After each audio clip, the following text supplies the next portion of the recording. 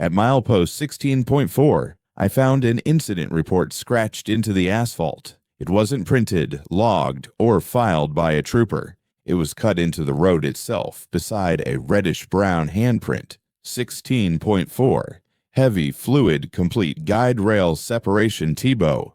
R. Rick Tebow was the contractor assigned before me. He had disappeared months earlier. While I was reading his name, the guardrail in front of me began to bend, slowly, like invisible metal was pressing into it. No car, no impact, no sound except the bolts straining. That was when I understood Route 120 wasn't hiding accidents. It was making them. And it didn't need witnesses. It needed paperwork. My name is Meg Lanahan. I was hired to close files. By the time I realized what that meant, the road had already started filing one under mine. The first thing you need to understand is that I was not hired to investigate anything. I was hired to close files. PennDOT District 2-0 covers 12 counties in north-central Pennsylvania. Most of it is forest. Most of the forest is state land. The highways that run through it were built in the 1960s and 70s, and they follow river valleys and ridge cuts that were surveyed by engineers who are all dead now. The roads are good, they're well maintained, but they are long and they are empty, and when something happens on them at 2 in the morning, sometimes the only record is a stain on the shoulder and a ding in the Armco barrier that nobody reported. My name is Meg Lanahan. I'm 34. I have a bachelor's in geography from Bloomsburg and 6 years of GIS work for a private engineering firm that lost its PennDOT contracts in 2024. When the firm closed its Williamsport office, I applied for a state position doing roadway asset inventory, basically driving designated routes, photographing and GPS tagging every sign, guide rail section, drainage structure, and pavement marking in the district. It's field work. You drive a state truck with a roof-mounted camera rig and a tablet bolted to the dash, and you stop every time the system flags a discrepancy between the existing database and what the camera sees. I started in March. By April, I'd inventoried about 140 miles of US 15 and PA 44. The work was straightforward. The weather was bad but manageable. I was good at it. My supervisor, Dale Meck, told me twice that my closure rate on discrepancy flags was the highest in the district. That's the context. I was efficient. I was thorough. I had a reputation for not letting flags sit open, and that is exactly why, in late April, Dale asked me if I'd be willing to take on a secondary assignment, clearing a backlog of unmatched incident site reports on a specific corridor of PA Route 120 between Renovo and the Clinton County line. He explained it simply. When a maintenance crew or a passing plow driver spots evidence of a vehicle incident, gouge marks, debris, fluid, barrier damage, they're supposed to log it into the RIMS database with a location, a photo, and a brief description. That log then gets matched to a police report, a tow dispatch, or an insurance claim. Most of the time, the match is automatic. A crash happens, a trooper responds, a report gets filed, and the maintenance log just confirms the physical evidence. But sometimes there's no match. The maintenance crew finds the damage, logs it, and no corresponding report exists. No trooper was dispatched, no tow company was called, no driver reported anything. These are called unmatched incident sites, and they're common enough. Maybe a driver hits a guardrail at night, drives away, never reports it. It happens. The unmatched log stays open until someone inspects the site, estimates repair cost, and closes it administratively. The backlog Dale showed me was 113 unmatched incident site reports on a 22-mile stretch of Route 120, all logged between September 2024 and March 2025. 7 months, 113 incidents, 0 matches, no police reports, no tow records, no insurance claims, no 911 calls, no EMS dispatches. I asked Dale if that was unusual. He said it was high. He said the normal unmatched rate for a corridor that length was maybe 8 to 12 per year. He said someone in Harrisburg had flagged it and wanted the backlog cleared before the next fiscal audit. He said it like it was a paperwork problem. I treated it like one. I started the secondary assignment on April 28th. I drove out to Renovo in the inventory truck and began at milepost 0.0, where Route 120 crosses the Susquehanna and enters the valley. The plan was to drive the corridor, stop at every flagged location, photograph current conditions, assess whether the damage was still present or had been repaired, estimate costs if needed, and close each report with a disposition code. The first 14 sites were routine: guardrail dings, shoulder scars, a shattered delineator post, one fresh gouge in the asphalt that looked like a rim strike. At each one, I could see how a vehicle might have made the mark, driven away, and never reported it. I photographed everything, entered my notes, and closed the flags. 14 down, 99 to go.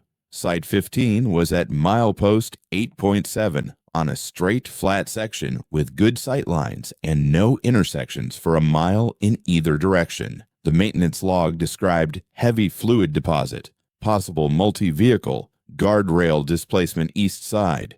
Date, November 14th, 2024. When I arrived, the guardrail was fine. No displacement, no repair evidence. But the fluid stain was still there. A large, dark, branching pattern on the shoulder and into the travel lane, maybe 30 feet long.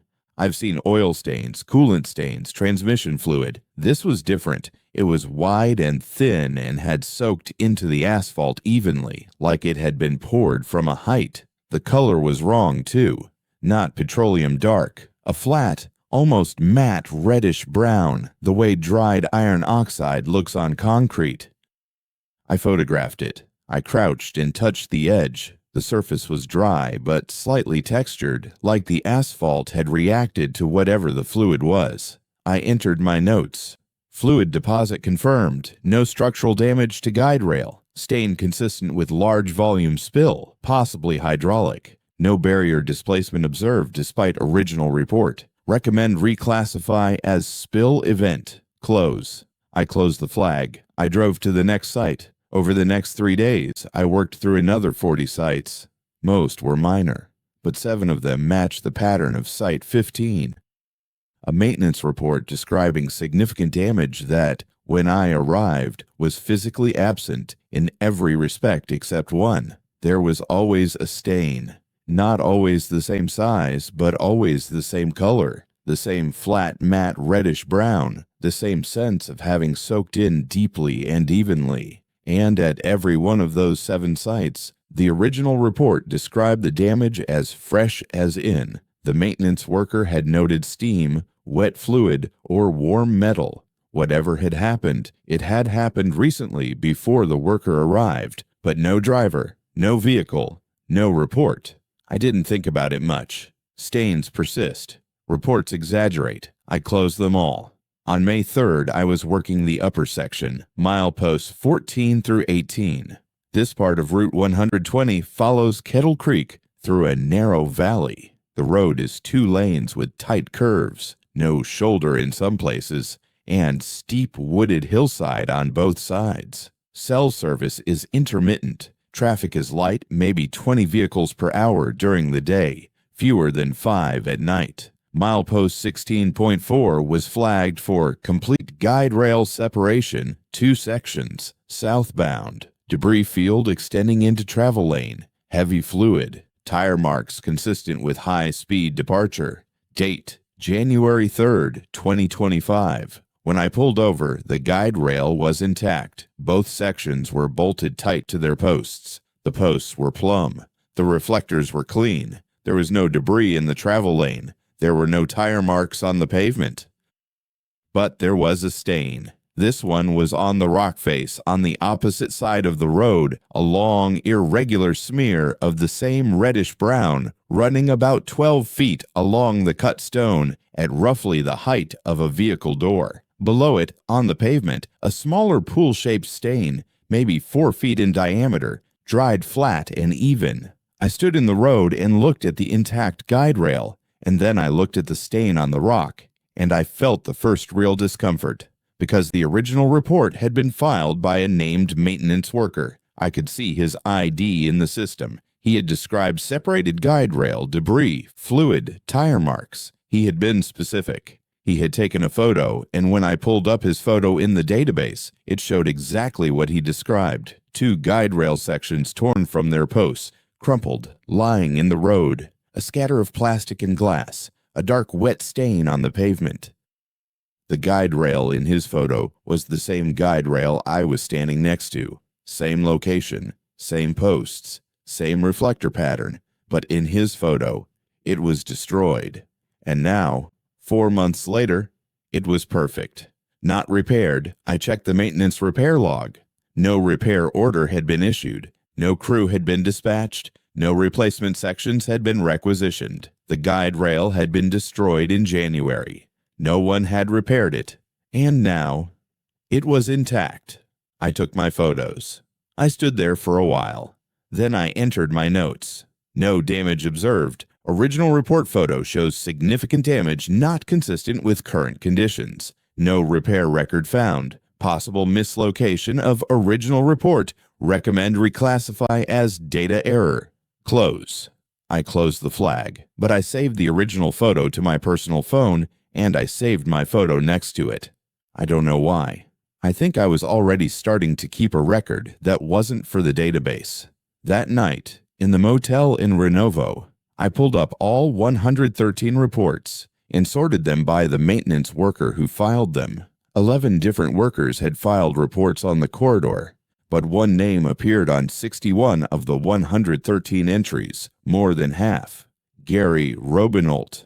I looked him up in the district directory. He was listed as a highway maintenance worker 2 assigned to the Renovo shed. His employee ID matched the reports, but when I called the Renovo maintenance shed the next morning, the foreman told me Gary Robinault had retired in August 2024. The first report bearing his name was dated September 12, 2024, 2 weeks after his retirement. I asked the foreman if Gary might have come back part-time, or if someone might be using his credentials. The foreman said no. He said Gary was 71 and living in Clearfield now. He said Gary's system access had been deactivated on his last day. I asked how Gary's ID could be appearing on new maintenance logs. The foreman was quiet for a moment and then said, "I don't know. That's an IT question." I called IT. The help desk confirmed that Gary Robinault's credentials were deactivated. They confirmed that his employee ID should not be able to generate new entries in the RIMS database. They said they'd look into it. They did not call me back. I went back to the corridor. Over the next week, I visited every remaining site on the list. I photographed all of them. The pattern held with rigid consistency. Every site that had been reported as serious structural damage, debris, heavy fluid showed no damage upon my inspection. The guide rails were intact. The pavement was unbroken. The signage was upright. But at every one of those sites, the stain was there. Always the same color. Always the same flat, soaked-in quality. Always in a location that made anatomical sense if you imagined a body against the rock cut at torso height, on the shoulder where a person might come to rest, in the drainage channel where fluid would collect if it ran off the road surface from a specific point of origin. I did not write anatomical in any of my reports. I closed every flag. I used disposition codes that meant data error, spill event, or cosmetic only. I did my job, and the whole time, I was building a second set of records on my personal laptop photographs, GPS coordinates, measurements of the stains, comparisons between the original report photos and my current condition photos. On May 10th, I made a spreadsheet. I plotted every site on a map of the corridor. When I finished, I sat at the motel desk and stared at it. The 113 sites were not randomly distributed. They clustered. There were 4 clusters, each about 2 miles apart, each centered on a curve or a bridge or a narrow cut where the valley walls closed in, Within each cluster, the sites radiated outward from a central point like spokes, and the dates moved outward too. The earliest reports were at the center of each cluster, and the later reports were at the periphery, as if something had happened at 4 specific locations, and then spread slowly along the road surface, producing incident signatures as it went. I want to be precise about what I mean. I am not saying something crashed at 4 locations and debris scattered. I am saying the road, at 4 points, began generating the physical evidence of collisions, guardrail damage, fluid, debris, marks that were real when the maintenance workers arrived, real enough to photograph, and then resolved, repaired themselves, left only the stain. The road was having accidents, and then healing, and the stains were what it couldn't reabsorb. I know how this sounds. I know. But I had the photos. I had the GPS tags. I had the original reports with their timestamps and their images. And I had my own eyes, standing at milepost 16.4, looking at a guardrail that could not be intact. On May 12th, I drove the corridor again, not to close flags. They were all closed. I drove it because I wanted to check the stains. I wanted to see if they were fading, or growing, or changing. They were changing. At 9 of the sites I'd visited the previous week, the stains had moved, not far, a few inches, maybe a foot, but they had shifted position on the pavement. A stain that had been centered on the white edge line was now entirely on the shoulder. A stain on the rock face had migrated about 8 inches higher. The pool-shaped stain at milepost 16.4 had elongated. It was no longer round. It was roughly the shape and size of a person lying on their side, arms folded. I measured every one. I photographed every one. I compared them to the photos I'd taken 6 days earlier. The movement was unambiguous. These were not new stains. The color, the texture, the specific integration with the asphalt surface were identical to my earlier photos. They had simply migrated. I called Dale that evening. I told him I'd closed the entire backlog. He was pleased. I asked him carefully whether there had been any unusual maintenance issues on the Route 120 corridor prior to September 2024. Anything structural, anything unexplained. He said not that he knew of. I asked if the corridor had any history of high accident rates. He said no. He said Route 120 was actually one of the safer corridors in the district. Low traffic, good geometry, well maintained. He said the unmatched backlog was the only anomaly anyone had flagged. Then he said something that changed the shape of everything. He said, "You know, you're actually the second person we assigned to that backlog. First one was a guy named Rick Tebow, contractor, like you used to be. He went out there in February, spent about a week on it, and then just stopped filing closures, stopped answering calls. His truck came back to the yard with the keys in it and his tablet on the seat. Nobody could reach him. We figured he just quit. Contractors do that sometimes." I asked Dale if anyone had followed up. He said HR had sent a letter to Rick Tebow's address of record. It came back undeliverable. He said they'd moved on. That night, I searched for Rick Tebow online. I found a LinkedIn profile, a GIS technician out of Mansfield, Pennsylvania. Contract work for various state agencies. His last activity was January 2025. I found a Facebook profile, inactive since February 3rd, 2025. His last post was a photo of a sunrise over a foggy valley with the caption, "Early start on 120. Quiet out here."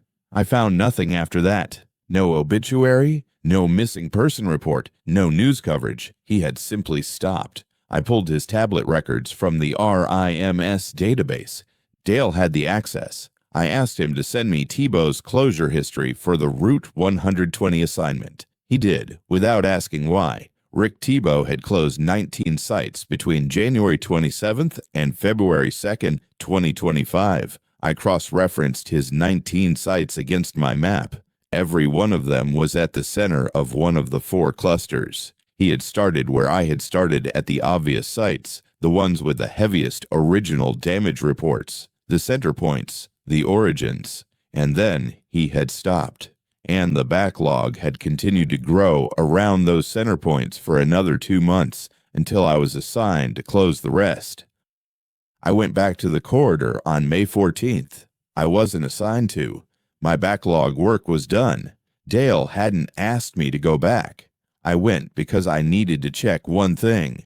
At each of the 4 cluster centers, mileposts 5.1, 10.3, 16.4, and 19.8, I stopped and inspected the stains. These were the sites Rick Tebow had closed, the stains he would have photographed. At mileposts 5.1, 10.3, and 19.8, the stains were present, unchanged from my earlier visits. But at milepost 16.4, the site where I'd first noticed the intact but formerly destroyed guardrail, the stain was gone. The pool-shaped stain, the one that had elongated into a human silhouette, was simply not there. The asphalt was clean, not clean, as if the stain had never existed. I crouched and touched the surface. It was smooth and uniform, no residue, no discoloration, no texture change.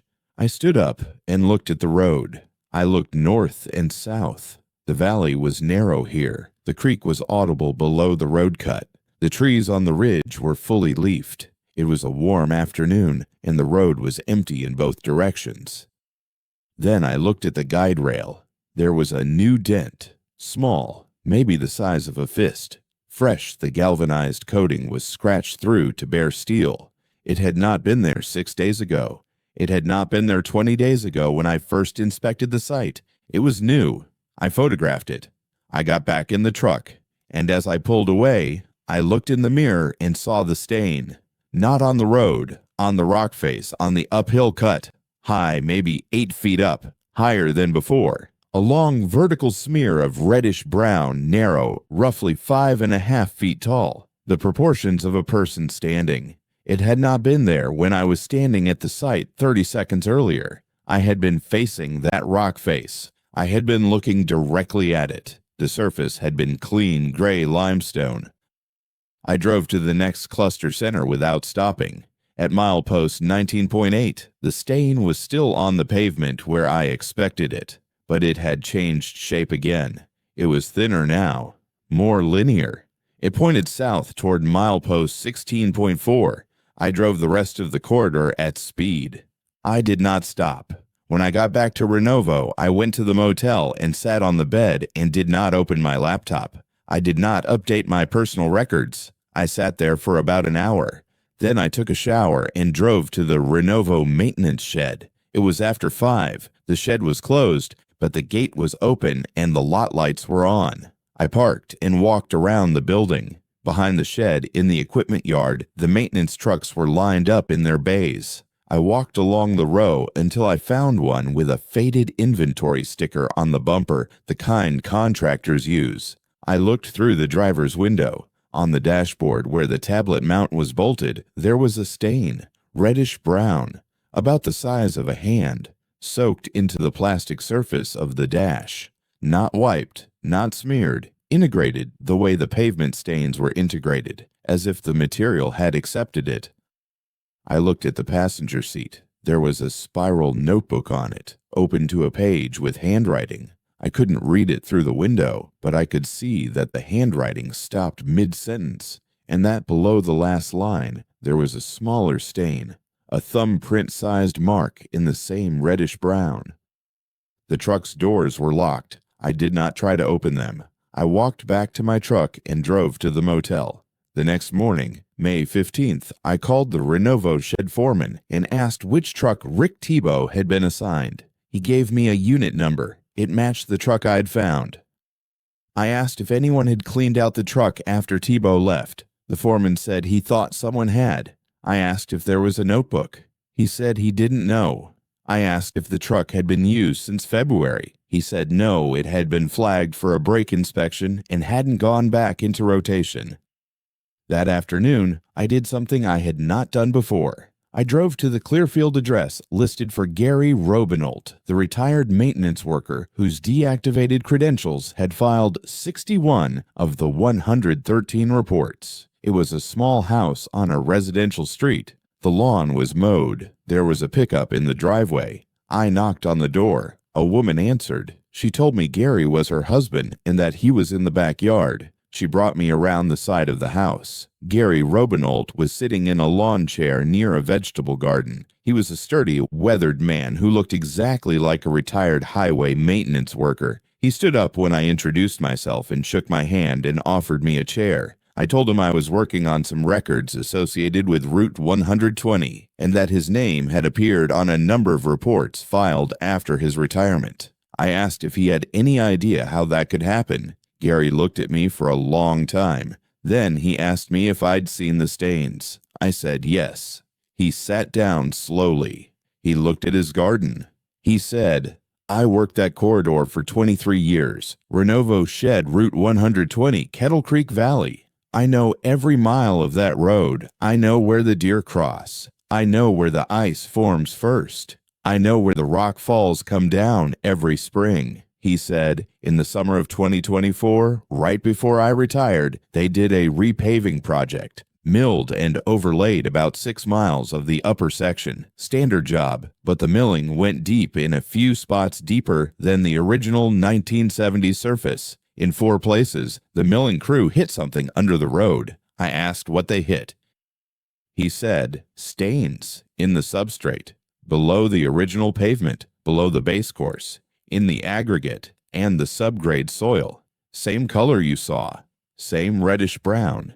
The milling crew reported it because they thought it might be contamination, old fuel tank maybe, or runoff from the rail line that used to run up the valley. But the tests came back clean. No petroleum, no heavy metals, no chemical signature at all. Just the color. He said the project engineer had noted it and moved on. They paved over it. Standard overlay. And Gary had retired 2 weeks later. I asked him about the reports with his name on them. Gary said, I don't know how my name gets on those reports. I haven't logged into that system since August, but I dream about Route 120 every night. Every single night since September. I drive the corridor in my sleep. I see the stains. I see them moving. I see them making shapes on the road. Damaged shapes. Like the road is trying to have an accident, like it's rehearsing. And in the dreams, I file the reports. I pull over, I get out, I take photos, I enter the data, just like I did for 23 years. It feels exactly like working, and every time I wake up, I think, that wasn't a dream. That was a shift. He looked at me. Are the stains moving? I told him they were. He nodded. They were always there, he said. Under the road, before the road. The road is just the newest surface. They come up through whatever's on top. Gravel, asphalt, concrete, doesn't matter. They come up and they do what they do. They make the shapes of events, collisions, impacts, things that look like accidents. And then the road heals, and the stain is what's left. I asked him what the stains were.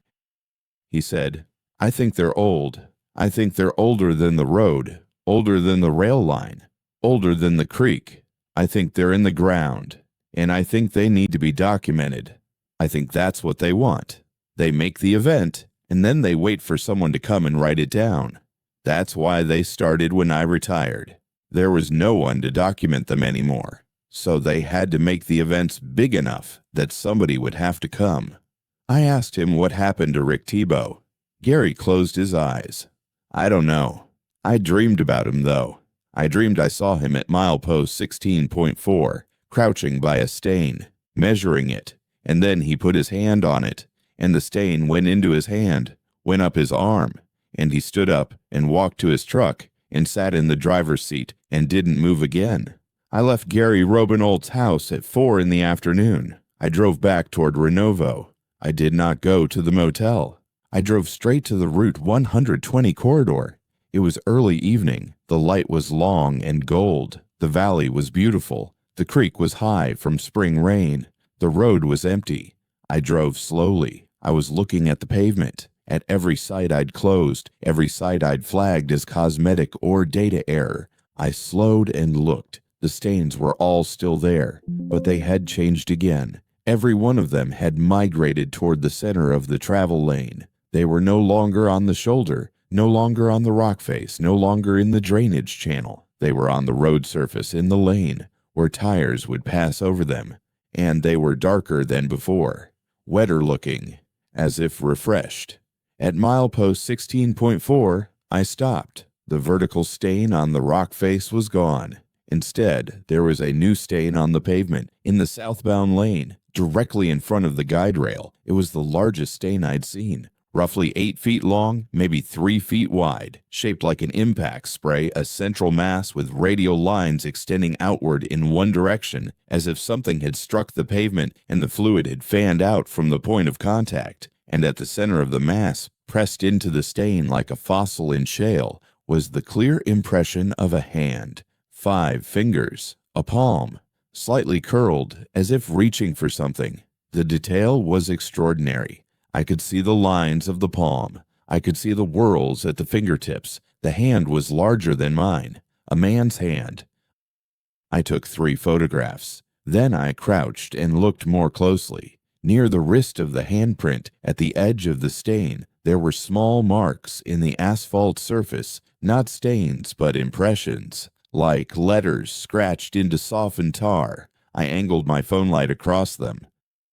They read 16.4, heavy fluid, complete guide rail separation, Tebow, R. An incident report, filed in the surface of the road, in the body of the stain. I stood up. My hands were shaking.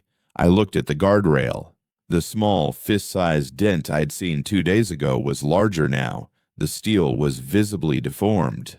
As I watched, and I need you to understand that I am describing something I watched happen in real time, the deformation increased, slowly, like metal under a press. The guardrail section bent outward, the bolts at the post connection strained. A tiny flake of galvanized coating popped free and landed on the shoulder. The road was making a new incident, right now, at a site where the stain was, producing damage that a maintenance worker would find and report, producing evidence, producing the need for documentation.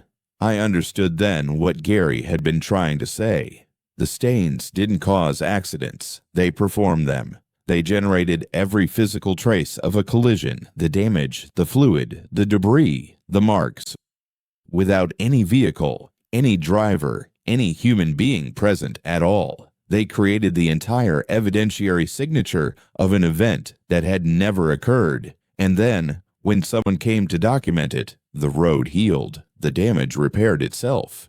The debris disappeared. The only thing that remained was the stain, and the stain needed to move to the next site and perform again. But it needed the documentation first. The report was the completion. The stain made the event. The human made the record, and the record closed the circuit. Without the record, the stain stayed in place. It escalated. It made the events bigger, more dramatic, more impossible to ignore. 61 reports generated through a retired man's dreams because the stains couldn't find a waking documenter. And when Rick Tebow came and documented 19 of them, the central stain satisfied, completed, recorded, had released, and Rick Tebow had absorbed whatever they released. I had documented all 113. I stepped back from the guardrail. I stepped back until I was standing on the center line of the road. I looked south toward Renovo. The pavement stretched away from me in a long, gentle curve. In the evening light, I could see the stains, all of them. Every one I'd photographed, every one I'd measured, and GPS tagged and closed with a disposition code. They were darker now. They were in the travel lane. They were evenly spaced, roughly 50 meters apart, like mile markers, like a sequence, like a path.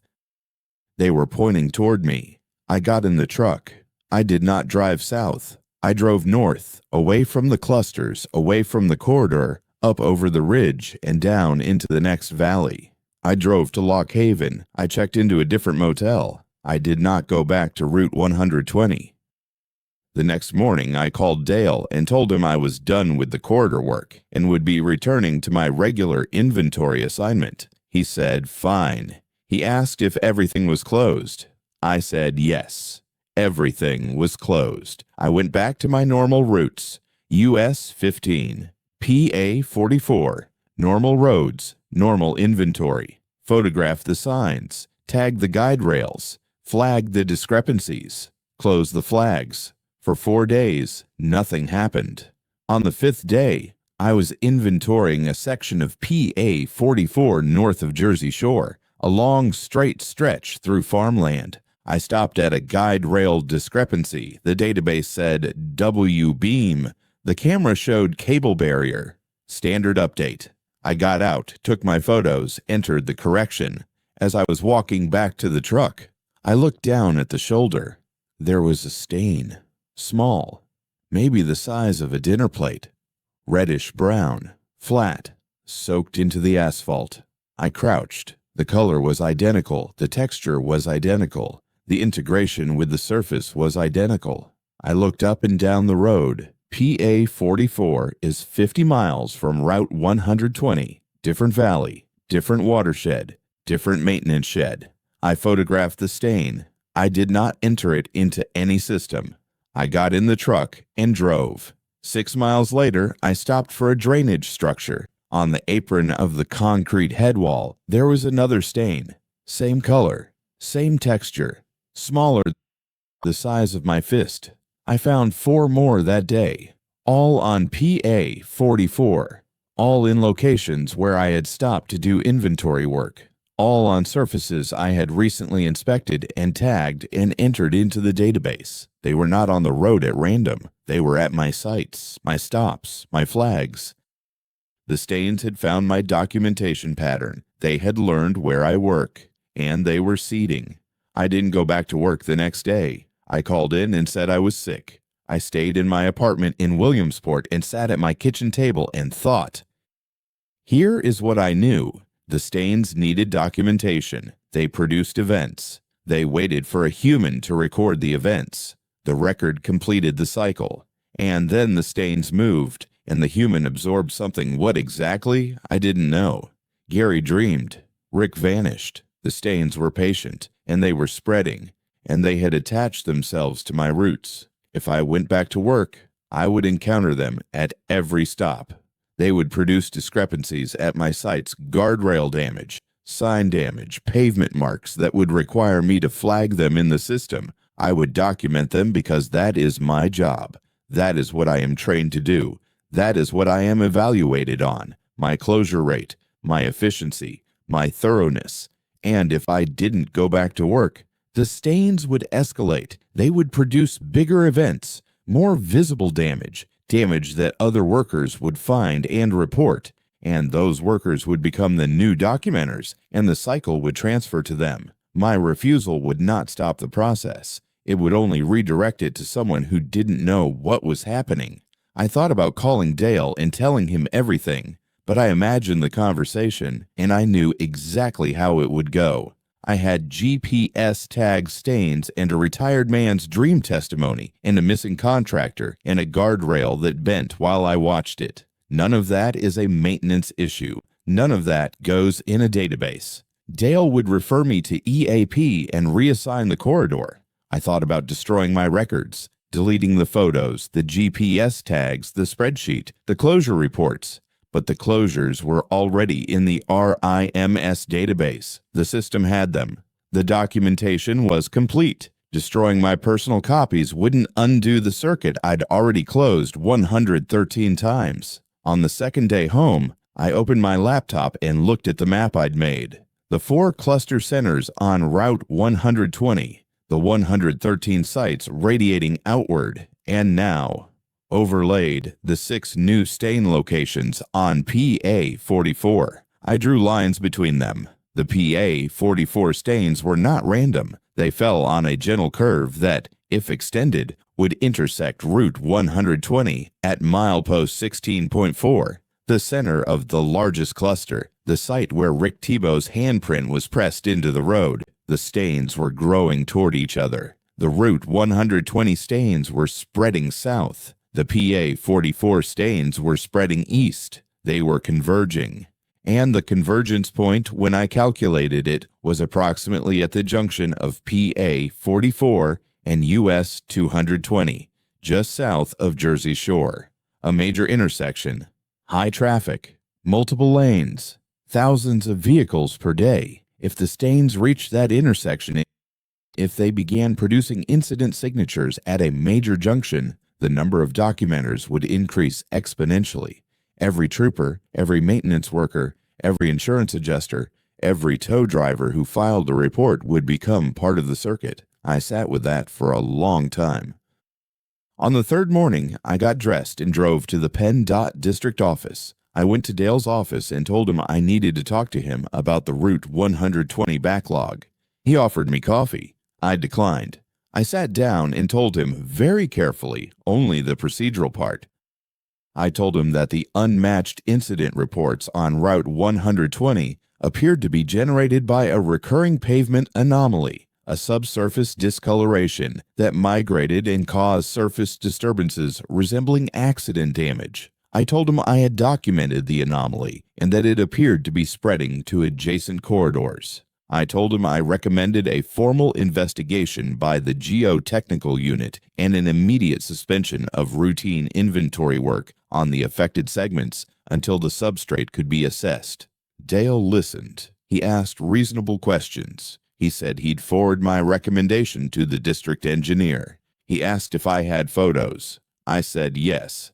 I showed him 3, just the stains on the pavement, nothing else. He looked at them and said they looked like hydraulic fluid. I said they might be. He said he'd send a geotech crew out the following week. I went back to my apartment. I waited. On the 5th day, Dale called me. He said the geotech crew had visited Route 120 and inspected 6 of the sites I'd flagged. He said they found no subsurface anomalies, no discoloration, no stains. He said the pavement was in good condition and the substrate cores were clean. I asked him if the crew had taken photographs. He said yes. I asked him to send me the photos. He did. I opened them. The sites were clean. The road was clean. The stains were gone. Every one of them. Every reddish-brown mark I'd measured, photographed, and tracked for 3 weeks was simply absent. The pavement was gray and normal. The rock faces were bare limestone. The shoulders were clear. I checked my own photos. Still on my phone. Still on my laptop. The stains were there, in my records, exactly as I documented them. The GPS tags matched. The timestamps matched. My evidence was intact. But the road was clean. I went back to Route 120 the next day, alone. I drove the entire corridor at walking speed. Dale was right. The geotech crew was right. The stains were gone. All 113 sites were clean. The guardrails were intact. The pavement was unmarked. There was no reddish-brown anywhere on any surface, except one. At milepost 16.4, in the exact location where I'd seen the handprint and the scratched-in report, there was a small mark on the pavement, not a stain, an impression. Letters scratched into the asphalt surface, so shallow I had to kneel and angle my light to read them. They said, 120/44. All sites closed. Lanahan, M. My name. My report. Filed in the road. I stood up. I looked at my hands. I looked at the road. I got in the truck and drove back to Williamsport. That was 6 days ago. I have not returned to Route 120. I have not returned to PA 44. I have called in sick every day. Dale has called twice. I told him I'm dealing with a family issue. He hasn't pressed. I have not deleted my records. I have not destroyed my laptop or my phone. I know I should. I know the documentation is the mechanism that the photos and the GPS tags and the closure reports are exactly what the stains need. They are the records. The records are the completion. As long as the records exist, the circuit is closed and the stains have what they want. But here is the thing I cannot stop thinking about. The stains disappeared from the road surface after I documented them. All of them. The geotech crew found nothing. The road is clean. That means my documentation worked not in the way PennDOT intended, but in the way the stains intended. They produced events. I recorded events. They were satisfied. They vanished. all of them except the ones on PA44, the 6 new stains, the ones I photographed but did not enter into the RIMS database, the ones I kept off the official record. Those 6 stains are still there. I checked yesterday. I drove PA44 without stopping, just looking. They are still on the shoulder at my inventory sites, reddish brown and darkening. They have not been documented, they have not been officially recorded, and they are growing. The one near Jersey Shore is the size of a car door now. So here is where I am. If I document the PA44 stains, if I enter them into the system, give them a location, a timestamp, a disposition code, and a name, they will be satisfied. They will disappear. They will stop spreading toward the junction, but my name will be on the record. My name will be in the road. And whatever happened to Rick Tebow when he completed his documentation, whatever the stains took from him when the circuit closed, will happen to me. And if I don't document them, they will continue to spread. They will reach the intersection. They will begin producing incident signatures in heavy traffic, and someone else will document them. Many people will document them, and the cost will be distributed across every person who files a report.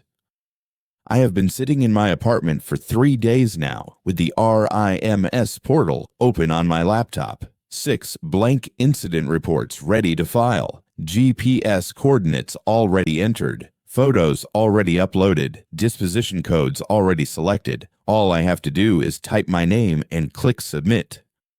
I keep thinking about Gary Robinault in his lawn chair, dreaming the corridor every night, filing reports in his sleep.